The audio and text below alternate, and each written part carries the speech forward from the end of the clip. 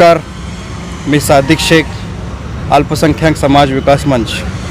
आज या ठिकाणी सोलापूरचे जिल्हाधिकारी यांच्या मार्फत मुख्यमंत्री यांच्याकडे आज एक मागणी करण्यात आलेली आहे। मुळात आम्ही एक निवेदन दिलेलं आहे। 14 तारखेला विशालगडमध्ये जे प्रकरण घडला, ज्या ठिकाणी विशेष करून अल्पसंख्याक समुदायाला टार्गेट करण्यात आला, जाणून बुजून विशेष एक समुदायाला टार्गेट करण्यासाठी त्या ठिकाणी काही संघटनांनी हे उद्रेक करून तांडव केला। त्या ठिकाणी जाळपोळ झाली। धार्मिक स्थळावर त्या ठिकाणी धार्मिक स्थळामध्ये जाऊन, मशिदीमध्ये जाऊन पवित्र कुराण ह्याची विटंबना पण करण्यात आली। आणि अतिशय लाजिरवाणी एक गोष्ट त्या ठिकाणी झाली।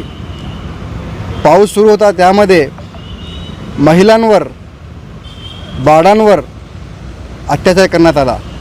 सर्वप्रथम आम्ही अल्पसंख्याक विकास मंचाच्या वतीने या घटनेचा जाहीर निषेध करतो।